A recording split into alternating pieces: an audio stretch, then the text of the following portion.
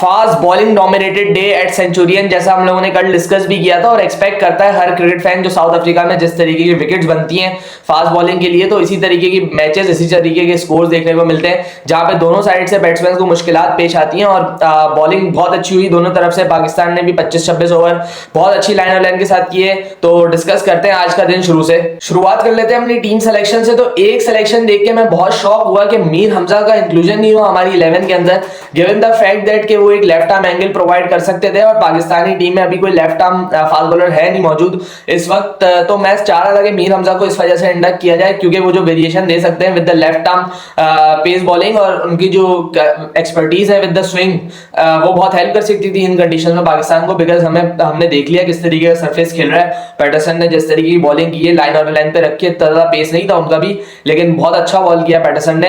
तो मीर हमजा भी उसी सॉर्ट ऑफ बॉलर है एंड वो एक लेफ्ट आर्म एंगल भी प्रोवाइड कर सकते थे with the swing he has.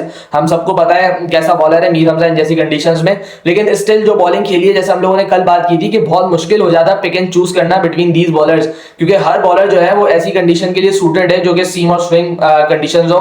और फिर गिवन द फैक्ट दैट के नसीम शाह के पास कितना एक्सपीरियंस है तो उनको आप ड्रॉप कर नहीं सकते थे। Pakistan went with Khurram and Abbas which has worked up till now और देखते हैं throughout the test match कैसा काम करता है। लेकिन मीर हमजा एक ऐसा बॉलर है जिसको डेफिनेटली बाहर बैठाना बहुत मुश्किल बात है इन जैसी कंडीशंस में। सबसे मुश्किल कंडीशन बैटिंग करने के लिए वो शुरू का 1 से 1.5 घंटा होता है जो पाकिस्तान ने बहुत अच्छा खेला था शान मसूद और साइम अयूब ने, और कोई विकेट नहीं दी थी। लेकिन उसके बाद इतने गंदे शॉट्स मार के आउट हुए हैं, इतनी मेहनत करी शान मसूद ने वो पहला 1 घंटा निकालने के लिए, लेकिन उस घंटे के फौरन बाद पहली बॉल जो है उन्होंने बिल्कुल ही गंदी और रैश शॉट मार के अपनी विकेट थ्रो की वहां पे। और नए बैट्समैन के लिए डेफिनेटली बहुत मुश्किल हो जाता है आके वहां पे एडजस्ट करना अपने आप को। फिर बाबर आजम वैसे ही आउट हुए जैसे कोहली आउट हो रहे हैं, बिल्कुल 7वें स्टंप 8वें स्टंप की बॉल को उन्होंने जाके छेड़ दिया वहां पे, इतना कैजुअल खेले किसी भी बॉलर को। आई डोंट नो इतना एक्सपीरियंस है बाबर के पास तो अभी भी क्यों नहीं स्टेप अप कर रहा है बाबर। इतनी गंदी बॉल पे आउट होगा तो बाबर आजम किसी और से हम क्या एक्सपेक्ट करें। बाबर आजम अगर थोड़ा सा अर्ली ऑन टाइम ले लेते तो डेफिनेटली एक अच्छी इनिंग्स बिल्ड कर सकता था पाकिस्तान उनके अराउंड खेलते हुए, लेकिन बाबर आजम भी बिल्कुल अर्ली ऑन आउट हो गए। हालांकि एक चौका मिला था शुरुआत में उनको जिसपे वो बिल्डअप कर सकते थे अपनी इनिंग्स को, वहां से मोमेंटम लेके जा सकते थे, थोड़ा टाइम निकालने की बात थी। अनप्लेबल विकेट नहीं था, कामरान गुलाम ने भी हमें यही दिखाया कि अनप्लेबल बिल्कुल कोई विकेट नहीं था, जो कि हमने देखा था पिछले साल जब इंडिया साउथ अफ्रीका का गेम हुआ था वहां पे कैसा विकेट बना था, तेज तरार 2 दिन में गेम का फैसला आ गया था। लेकिन वैसा विकेट नहीं था, ये बैलेंस विकेट था। थोड़ा सा अगर अर्ली ऑन टाइम देता कोई भी बैट्समैन आके उसको डेफिनेटली थोड़ा सा पेशेंस दिखाता, वहां पे रन अवेलेबल थे। और बाबर आजम जितनी गंदी बॉल पे आउट हुआ तो बस अफसोस ही होता है कि वर्ल्ड नंबर 1 बैटर, इतनी एक्सपेक्टेशंस है उससे और वो इस तरीके की शॉट पे आउट हो, क्योंकि आपका एज बैटर है यार वो। अगर जब वो रन करता है इस टीम की परफॉर्मेंस आप देखें, जब वो रन नहीं करता है तब आप इस बैटिंग लाइनअप की परफॉर्मेंस देखें, साफ वाज़ेह फर्क है। तो बाबर आजम को समझना पड़ेगा कितनी जरूरत है पाकिस्तान को उसकी, और अपने आप को थोड़ा लेवल अप करना पड़ेगा, उसको अपने गेम का वही वाला लेवल लाना पड़ेगा जो पहले था, जो उससे टीम एक्सपेक्ट करती है, तभी जाके कुछ पाकिस्तान को फायदा हो पाएगा। मूविंग फॉरवर्ड तो सऊद शकील की बात कर लेते हैं। वो तो ऐसा लगा कि वो किसी को पॉइंट प्रूव करने आए कि मैं वनडे का भी प्लेयर हूं, मुझे वहां पे भी खिलाओ। क्योंकि सऊद का अगर हम गेम एनालाइज करें तो सऊद का गेम है टाइम लेना, पेशेंस के साथ खेलना, और जितना उसमें पेशेंस है उसमें मेरे ख्याल से पूरी पाकिस्तान की लाइनअप में किसी के पास उतना पेशेंस नहीं, उतना टेम्परामेंट नहीं है विकेट पे टाइम निकालने का। लेकिन फिर आप 5 बॉलों पे 14 करते हो और अगली बॉल पे आप मतलब शफल करके पुल मार रहे हो एक फास्ट बॉलिंग ट्रैक पे। ये बहुत खराब शॉट मार के सऊद शकील भी आउट हुए उस पोजीशन पे, अपनी विकेट थ्रो की जहां पे उनकी जरूरत थी टीम को। सऊद को समझना पड़ेगा एक वाइस कैप्टन है, अब वो टीम के इस तरीके के बचकाना शॉट मार के आउट नहीं हो सकते। और पाकिस्तानी पूरी टीम को ये समझना पड़ेगा कि एक अग्रेसिव खेलने में और एक ओवर एग्रेसिव खेलने में बहुत ज्यादा फर्क होता है, और ये फर्क में बहुत एक बारीक लाइन होती है, वो लाइन समझने की जरूरत है। सऊद शकील ने जो आज किया वो ओवर अग्रेसिवनेस दिखाई, थोड़ा सा टेम्परामेंट लूज किया अपना। अगर वो वहां पे टाइम निकालते कामरान के साथ तो शायद पाकिस्तान का स्कोर ये 300 तक चला जाता है एंड पाकिस्तान एक अच्छी पोजीशन में होता। Saud as a vice captain needs to stand in this series, क्योंकि अब सऊद शकील को भी 2 साल हो चुके हैं पाकिस्तान खेलते हुए, पाकिस्तान का बैच लगते हुए। अब इतनी जिम्मेदारी उनके ऊपर है, इतनी टीम रिलाई भी कर रही है batting lineup with given that कि बाबर आजम उस फॉर्म में नहीं है जो टीम को कैरी करे पहले की तरह। तो सऊद को थोड़ा होश के नाखून लेने चाहिए, इतनी गंदी शॉट मार के एटलीस्ट अपनी विकेट ना दे। समझ आता है कि साइम अयूब जैसी बॉल पे कोई आउट हो तो वो बिल्कुल समझ आता है, लेकिन आप साइम अयूब के बाद किसी भी बैटर को देखें, कोई एक बैटर आपकी ढंग की बॉल पे आउट नहीं हुआ। रिजवान और साइम अयूब दोनों एक ऐसे बैटर हैं जिनकी प्रॉपर स्लिप और पीछे लगे हैं कतरी, और वो आउट हुए तो वो समझ भी आता है। लेकिन अगले आपके हर बैटर या तो बहुत गंदी बॉल को बाहर छेड़ के आउट आउट हुए या तो लूज शॉट मारते हुए आउट हुए। और यही लाइन ड्रॉ करने की जरूरत है कि आप अगर अग्रेसिव खेल रहे हो तो खेलो, डजंट मैटर। कामरान गुलाम ने भी खेला है अग्रेसिव, लेकिन उसको पता था कौन सी बॉलें लीव करनी है, कौन सी बॉलें अटैक करनी है। कामरान गुलाम की बैटिंग अगर हम देखें तो उन्होंने बहुत ज्यादा अटैक किया शुरू में, क्योंकि उनको पता था उनका डिफेंस शायद उतना वो बैक नहीं कर रहे थे अपने डिफेंस को इन कंडीशंस में, तो उन्होंने वहां पे आके बिल्कुल अटैक किया। लेकिन अर्ली ऑन अगर हम उनकी इनिंग्स को एनालाइज करें तो उन्होंने बॉल लेफ्ट भी किए और रोकी भी है बॉलें, तो एक बैलेंस इनिंग लगी कामरान गुलाम की मुझे। लेकिन वो भी फिर एक गंदा शॉट मारते हुए आगे बढ़ के मारते हुए आउट हुए कामरान। आई डोंट नो ये टीम प्लान है या बैट्समैन खुद ये सोच के जा रहे हैं कि हमारा डिफेंस इतना अच्छा नहीं है, यहाँ पे जितने रन कर सके वो कर लें हम लोग। तो आई डोंट नो क्या प्लान है, लेकिन जब तक रन्स बनेंगे इस प्लान से तब तक तो आपकी वाह होगी। लेकिन जिस वक्त आपसे रन्स नहीं बने तो बहुत सारे लोग सवाल उठाएंगे आपके ऊपर कि आप किस ब्रांड की क्रिकेट खेल रहे हैं। पाकिस्तान को भी अपनी स्ट्रेटेजीज रिव्यू करने की जरूरत है, क्योंकि हम सबको पता है कि बैटिंग में 210 200 को एक अच्छा स्कोर नहीं समझा जाता।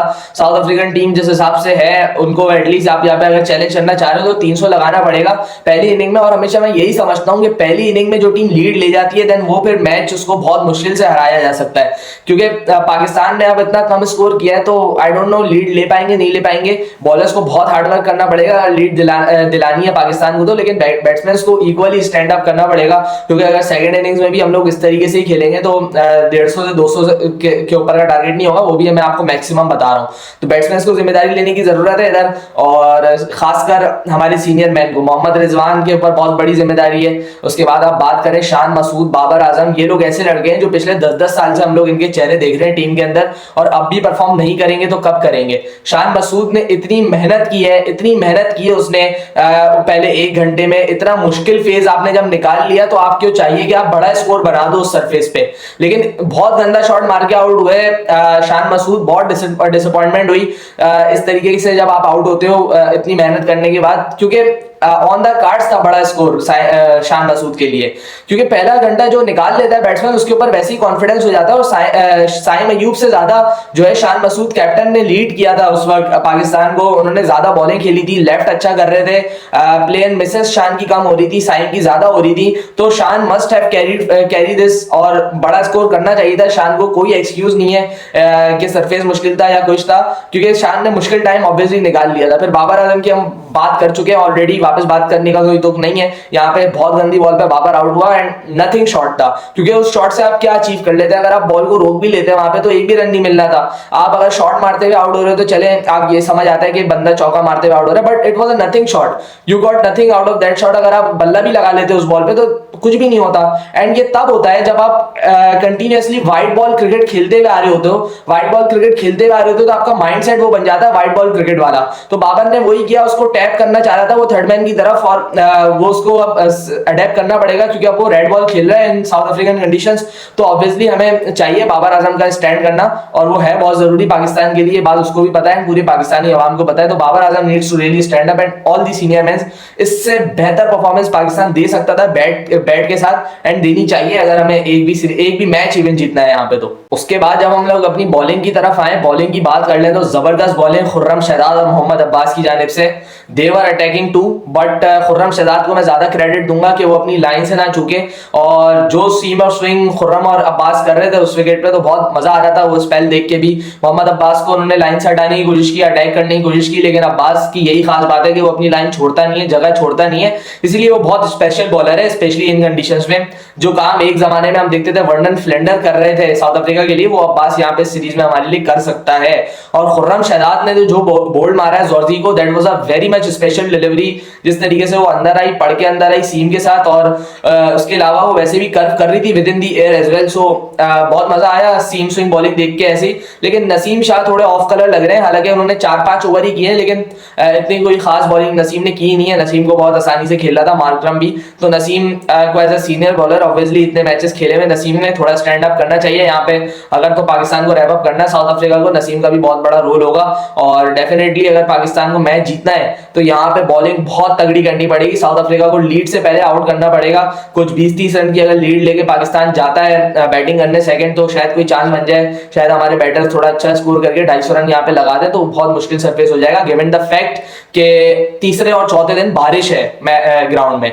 तो अगर ऐसा होता है और पाकिस्तान जल्दी आउट करके अच्छी बैटिंग कर लेता है तो हम कुछ भी एक्सपेक्ट कर सकते हैं। अभी तो बहुत दूर है वो कहानी। अभी मेरे ख्याल से ये जो गेम है ये वेल बैलेंस्ड है, क्योंकि पाकिस्तान ने भी 3 आउट कर दिए हैं। अगर सुबह आगे पाकिस्तान अर्ली ऑन विकेट्स लेता है तो डेफिनेटली एक अच्छा कमबैक कर सकता है पाकिस्तान। लेकिन एक दिन जो अगर हम एनालाइज करें तो 60-40 रहा ये दिन। साउथ अफ्रीका ने थोड़ा सा बॉलिंग अच्छी कर दी एंड उसके बाद 70 रन भी बैट से लगा दिए बोर्ड पे, तो obviously south Africa would feel much comfortable. Pakistan भी इस चीज को बुरा नहीं मानेगा क्योंकि 3 आउट पाकिस्तान ने भी किए और आके अगर कल सुबह जल्दी आउट करते हैं तो बहुत ज्यादा हेल्प हो जाएगी पाकिस्तान की। एंड उम्मीद यही करूंगा कि मोहम्मद अब्बास और खुर्रम जिस तरीके की बॉलिंग कर रहे हैं वो वैसा स्पेल करते रहे एंड दूसरे एंड से नसीम शाह भी उनको भरपूर सपोर्ट करें और पाकिस्तान में भी एक अपसेट हम लोगों को देखने को मिल जाए। कुछ एक्सपेक्ट नहीं कर सकते इस टीम से हम।